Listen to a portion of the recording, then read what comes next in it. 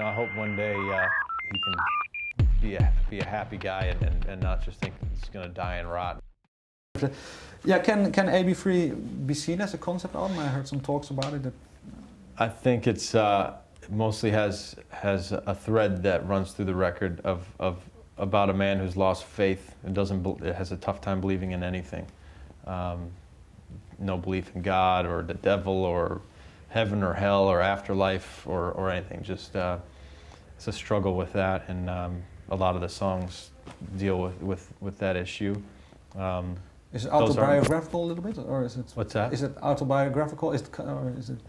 Those aren't my beliefs. Those are Miles. Miles does the majority of the lyrics, and interesting story about the last song on the record is we had this conversation between me and him, and he was telling me how, he just doesn't believe in anything, and I said, you gotta believe in something. You gotta believe that this universe is way too complex to just have plopped down here and developed our human bodies as complex as they are, and how, I say this all the time, but I read where Albert Einstein didn't believe in God until he developed his, all his theories and got so deep into physics to realize that this is such a beautiful system, this universe, that there's got to be somebody puppeteering this universe. So the conversation that we had turned into a song, the last song on the record, where we pretty much, it's a conversation between us about our views,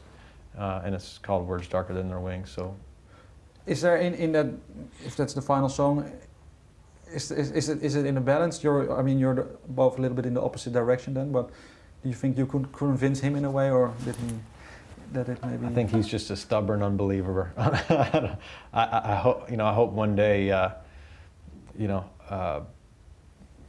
can be a happy guy and not just think he's going to die and rot and there's no point in life. Does it make him unhappy, that thought? Or? I would think it would. Like I said, I'm not a guy who goes around preaching. I don't believe in organized religion. I grew up Roman Catholic, but I think all the organized religions are corrupt in some kind of way, and they all preach that if you don't believe their system, you're going to go to hell, or you're not going to be accepted into their heaven. I don't believe any of that, but I do believe that there is something bigger than us. Do you have? Well, last question. Do you have had your kids asking you questions about this, maybe, or do you share your beliefs? A little bit, but my parents never took us to church, hardly at all, and